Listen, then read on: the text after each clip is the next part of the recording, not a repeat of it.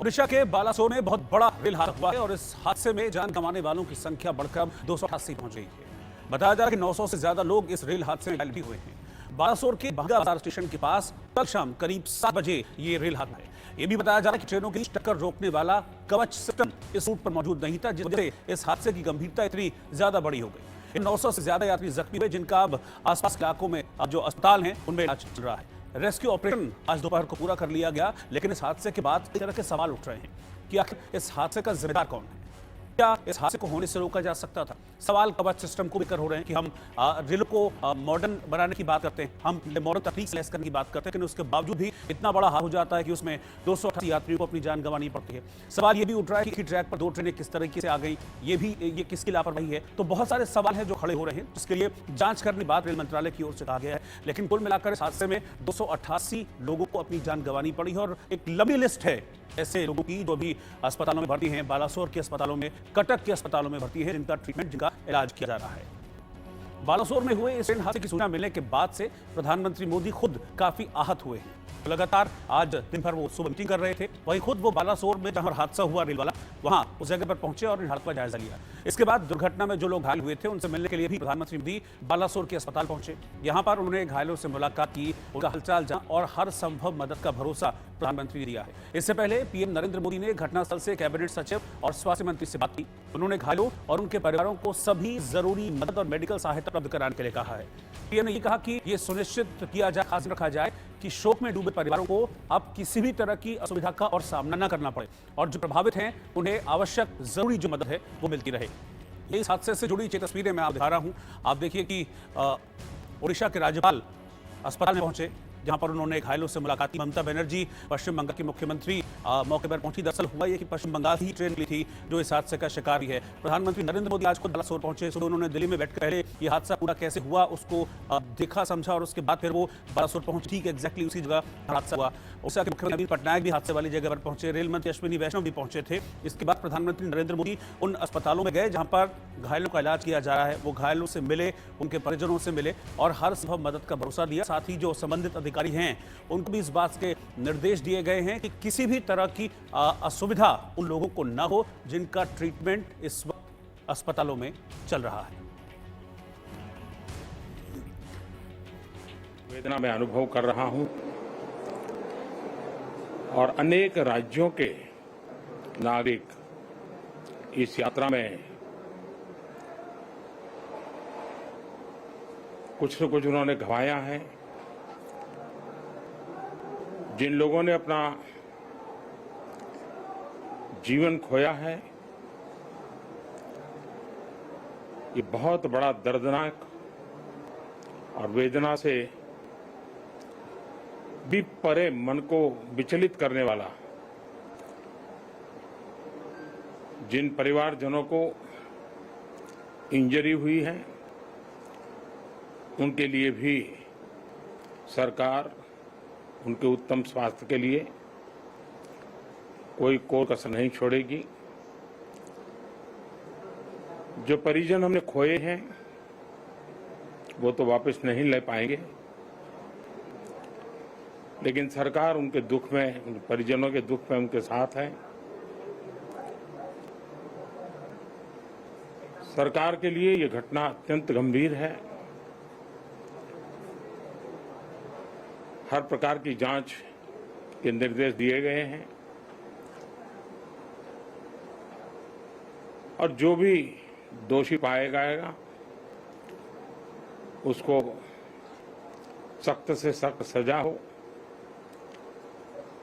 उसे बख्शा नहीं जाएगा। मैं उड़ीसा सरकार का भी, यहाँ के प्रशासन के सभी अधिकारियों का, जिन्होंने जिस तरह से इस परिस्थिति में अपने पास जो भी संसाधन थे लोगों की मदद करने का प्रयास किया, मैं यहाँ के नागरिकों का भी हृदय से अभिनंदन करता हूँ, क्योंकि उन्होंने इस संकट की घड़ी में, चाहे ब्लड डोनेशन का काम हो, चाहे रेस्क्यू ऑपरेशन में मदद की बात हो, जो भी उनसे बन पड़ता था करने का प्रयास किया है। खास करके इस क्षेत्र के युवकों ने रात भर मेहनत की है। मैं इस क्षेत्र के नागरिकों का भी आदरपूर्वक नमन करता हूं कि उनके सहयोग के कारण ऑपरेशन को तेज गति से आगे बढ़ा पाए। रेलवे ने अपनी पूरी शक्ति, पूरी व्यवस्थाएं रेस्क्यू ऑपरेशन में आगे रिलीफ के लिए और जल्द से जल्द ट्रैक रिस्टोर हो, यातायात का काम तेज गति से फिर से आए, इन तीनों दृष्टि से सुविचारित रूप से प्रयास आगे बढ़ाया है। लेकिन एक दुख की घड़ी में मैं आज स्थान पर जाकर के सारी चीजों को देख करके आया हूं। अस्पताल में भी जो घायल नागरिक थे उनसे मैंने बात की है। मेरे पास शब्द नहीं है इस वेदना को प्रकट करने के लिए, लेकिन परमात्मा हम सबको शक्ति दे कि हम जल्द से जल्द इस दुख की घड़ी से निकले। और पश्चिम बंगाल की मुख्यमंत्री ममता बनर्जी भी ओडिशा के बालासोर पहुंची, जहां पर यह भीषण ट्रेन हादसा हुआ। ममता बनर्जी ने इसे सदी का सबसे बड़ा रेल हादसा बताया। रेल मंत्री अश्विनी वैष्णव और बाकी वरिष्ठ अधिकारियों की मौजूदगी में ममता बनर्जी ने रेलवे सिस्टम पर सवाल खड़े किए। दो बार ऐसा भी हुआ जब रेल मंत्री अश्विनी वैष्णव ने उन्हें टोका। ममता बनर्जी एक के बाद एक आरोप पर लगाई जा रही थी। उन्होंने कहा कि रेलवे में सुधार की जरूरत है, तालमेल की कमी है। इसके साथ ही उन्होंने 500 से ज्यादा रेल यात्रियों के मारे जाने की आशंका जाहिर की। ममता बनर्जी जब बोल रही थी तब रेल मंत्री की ओर से पलटवार नहीं किया गया, लेकिन उनको टोका जरूर गया बीच में। हालांकि ममता बनर्जी फिर भी बोलती रही और कहा जरूरत पड़ी तो वो रेलवे को सलाह भी दे सकती है। ममता बनर्जी जब मीडिया से बात कर रही थी तो उन्होंने कहा कि रेलवे का बजट घटा दिया, रेलवे में कोई तालमेल नहीं है। ममता ने कहा कि रेलवे का एक सिस्टम है, इस तरह के हादसे में मारे गए लोगों को 15 लाख मिलता है। उन्होंने रेल मंत्री से इस बात को लेकर सवाल भी किया, जिसके बाद रेल मंत्री की ओर से कहा गया कि 10 लाख रुपए मिलते हैं। ममता बनर्जी ने कहा कि इस हादसे में 500 लोगों के मारे जाने की आशंका है। इसके बाद फिर से रेल मंत्री ने उनको इस आंकड़े लेकर टोका। उन्होंने कहा कि ऐसा नहीं है। इसके बाद ममता बनर्जी की ओर से कहा गया कि अभी 3 डिब्बे क्लियर नहीं हुए हैं। इसके बाद रेल मंत्री अश्विनी वैष्णव ने कहा कि सब कुछ क्लियर हो चुका है, यानी कि रेस्क्यू ऑपरेशन पूरा हो चुका है। इस पर ममता बनर्जी ने केंद्र सरकार पर निशाना साधना शुरू कर दिया। उन्होंने कहा कि रेलवे हमारे बच्चे की तरह है, वो सलाह भी दे सकती है। इस ट्रेन में एंटी कोलिजन डिवाइस नहीं था। अगर ये डिवाइस होती, इसको कवच कहा जाता है, तो ये हादसा शायद नहीं हुआ होता। मैंने तो सुना कि इसमें 500 भी हो सकता है। 3 डिब्बा अभी तक नहीं रेस्क्यू हुआ है। सारा कंप्लीट हो गया दीदी। आपको कंप्लीट होने के बाद कितना हुआ? 238 कल था, उसका बाद आज का जो ऑफिशियल स्टेट गवर्नमेंट का जो डेटा है वो 238। 238 हमारा कल से है। कल से हमारा पास 238 है। लेकिन मेरे को जानकारी में ये भी है 3 डिब्बा में अभी तक हम पहुंच नहीं सका। निकाल वो जो है आप कर लीजिए। देखिए तो जो बात बाकी है वो हम लोग मिलकर कर लेंगे, इसमें तो कोई बात नहीं है। तो हम लोग भी दुखी है। We are shocked for this incident. Balasore में हुए इस ट्रेन हादसे के बाद पास के एक स्कूल में लाशों का ढेर लगा हुआ था। इन लाशों के बीच एक शख्स किसी को तलाश रहा था। उसकी आंखों से आंसू बह रहे थे। सफेद चादरों से ढकी हुई हर लाश का चेहरा खोलकर उससे कपड़ा हटाकर वो को पहचान करने की कोशिश करता और नहीं मिलने पर उस चेहरे को वापस ढक देता। कुछ लाशों के चेहरे इतने खराब हो गए थे कि उन्हें देखकर अपनी आंखें ये शख्स बंद कर लेता और फिर अगली लाश की ओर बढ़ जाता। कुछ लोगों ने पूछा तो पता चला कि ये शख्स अपने बेटे को ढूंढ रहे थे, जिसका कोरोमंडल ट्रेन हादसे के बाद से अभी तक कुछ पता नहीं चल पाया है। रविंद्र शॉ अपने बेटे गोविंदा के साथ इस ट्रेन में सफर कर रहे थे। इस हादसे के बाद से बेटा लापता है और पिता बदहवास है। रविंद्र शॉ ने जो बताया उसे सुनकर रूह कांप जाएगी, लेकिन उन्होंने जो देखा जरा सोचिए कि उन पर उस वक्त क्या गुजर रही होगी। रविंद्र शॉ ने बताया कि वो और उनका बेटा बैठकर भविष्य की प्लानिंग कर रहे थे, चर्चा कर रहे थे, कितना कमाना है, कितना बचाना है, उसका क्या करना है, वो लोग कब अपना कर्जा उतार सकते हैं। तभी अचानक से कानों को चीर देने वाली आवाज आई और फिर सब कुछ बिखर गया, तितर-बितर हो गया। रविंद्र पास के स्कूल में पहुंचे जहां दर्जनों लाशें रखी गई हैं।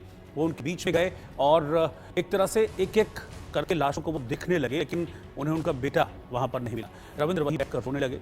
कुछ लोगों ने फिर उन्हें समझाया, उन्हें दिलासा दिया, पीने के लिए पानी दिया और उसके बाद वो गुमसुम होकर वहीं बैठ गए। और फिर से जब लाशें उस स्कूल में लाई जाती तो दौड़कर उस लाश के पास जाकर उसका कपड़ा हटाकर उसके चेहरे को देखा। दादा किसे ढूंढ रहे हैं आप? लड़का भाई। लड़का कौन सा ट्रेन में था? कहाँ से? शालीमार से उठा था?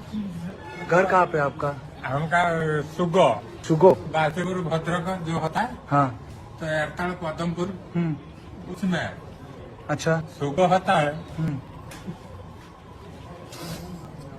मिला बेटा आपको? मिलता नहीं है अभी तक। नहीं मिला? पुलिस को बताया आपने? हाँ, थोड़ा बात कर देना, मुझे लोग को पकड़ पड़ा रहे। मिलता नहीं है।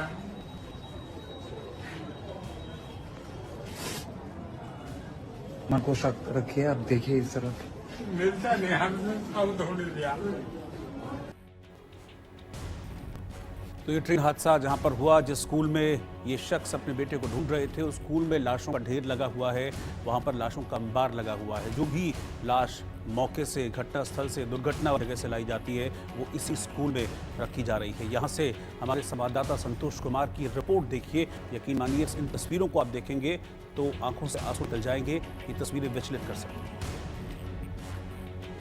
ट्रेन हादसे में मरने वालों की संख्या लगातार बढ़ रही है और इस वक्त मैं जहाँ खड़ा हूँ, ये वहाँ पर एक हाई स्कूल है। हाई स्कूल के परिसर में देखिए डेड बॉडी इतनी पड़ी है कि ये संख्या अभी कितनी तक जाएगी ये कह पाना अभी मुमकिन नहीं है।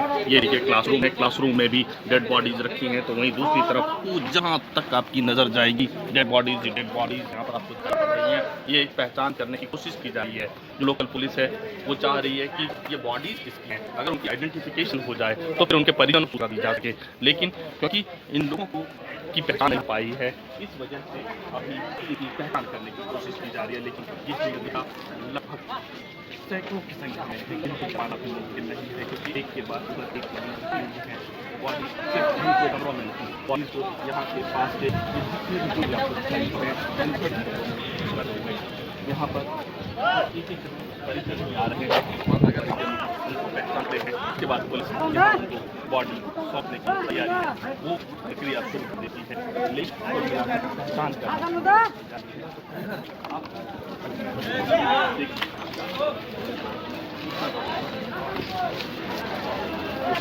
पाएंगे। लेकिन उनकी जबान बस एक सवाल जरूर सबके मन में है कि आखिर इतना बड़ा हादसा कैसे हो गया। टेक्नोलॉजी का हम इतना इस्तेमाल करने की बात करें, लेकिन ये हादसा किस लापरवाही से हुआ, ये शायद अब इनके जवाब तो ये नहीं सुन पाएंगे। लेकिन हम आपको के मन में कई सवाल जरूर खड़ा कर दिया। Santosh Kumar, India news, Balasore. हम लोग शीशा तोड़कर बाहर निकले। नहीं, स्लीपर में थे, S3 में। हाँ, उसका भी। हाँ, ऐसा तो आप पहली बार देखें, मगर ऐसा तो हम लोग हाल पर देखते थे, मगर हम लोग के सामने या चाहे हमारे साथ ऐसा पहली बार। हम लोग अभी नहीं दिए घर वाले को खबर, मतलब 12 बजे के बाद हम लोग दिए हैं। हम लोग फ़ोन किए तो हम अपने पहले भाई को बताएं, उसके बाद घर वालों को नहीं बताएं। हम लोग ट्रेन लिए थे, कोरामंडल लिए थे, आप शालीमार से। हम बिहार से हैं। कोरामंडल S3 में थे। S3 में उस समय हम लोग ट्रेन में अभी चल रहा था ट्रेन, उसमें उसके बाद पटरी से डायरेक्ट उतर के उसके बाद कुछ दूर लेके गया, उसके बाद बोगी पलटी मार दी है। तुम्हारी बोगी भी क्या? हमारे ही बोगी भी पलटी मारा हुआ है। सारे बोगी, उसमें 23 बोगी था, 23वीं बोगी पलटी मार चुका है। वहाँ से प्रशासन ने बहुत वहाँ पे सुरक्षा किया, वहाँ से बस पकड़वा के उसके बाद में भेजे हैं। वो आए, बस वाले स्टेशन में एक उतार दिए, वहाँ से ट्रेन पकड़ ऊपर आया, उसके बाद हम लोग घबराए। वो क्या नाम था वो स्टेशन, उनका नाम याद नहीं है। वहाँ से ट्रेन पकड़ा दिया, उसके बाद हम लोग यहाँ चलाए। अच्छा, तुम जहाँ से ट्रेन कहाँ से लिए थे? कोरोमंडल शालीमार जा रहे थे। और यहाँ क्या काम करते थे? यहाँ पे हम लोग काम, बिहार से हम लोग जा रहे थे काम करने, चेन्नई में प्लाईवुड का काम करते थे। चेन्नई में। तुम्हारा नाम क्या है? राहुल कुमार। घर वालों को बताए थे जिस समय दुर्घटना? हाँ, घर वालों को बताए थे। पिताजी हमारे कॉल किए थे, न्यूज़ जब देखे तो कॉल किए थे, बोले क्या हुआ, हम बोले ऐसे सब बात हुआ है। उसके बाद में घर पे सारू बता दिए, घर से बोला बेटा तुम फिर घर वापस आ जा। जितने भी फार्मेसिस्ट हैं, जितनी मेडिसिन हैं, यानी 1 सेकंड के अंदर आप देखिए 900 लोगों का लाइन लग गया है ब्लड देने के लिए। इसलिए किसी प्रकार की कोई कमी नहीं है। और जिधर से लोग आए हुए हैं, जिनका रजिस्ट्रेशन था, उनको डिपोर्ट किया जा रहा है। वो अपने माता पिता को जाकर मिल सकते हैं। लेकिन जो नहीं रहे हमारे बीच में, दुर्भाग्य से उनके घरों की भी चिंता देश के माननीय प्रधानमंत्री जी और उत्तर प्रदेश के मुख्यमंत्री वो सब उनकी चिंता पूरे कर रहे हैं। अब रेस्टोरेशन का काम स्टार्ट हो गया है, एक तरफ से उस तरफ से रेस्टोरेशन का काम स्टार्ट हो गया है। अभी सबसे बड़ी जरूरत है कि हम सब के सब इस एरिया को खाली करें और जो बड़ी मशीनें रेस्टोरेशन लगी हुई है उसे बिल्कुल इस दुर्घटना के जड़ तक जाएंगे और कभी भी इस तरह की घटना वापस न हो उसकी व्यवस्था करें।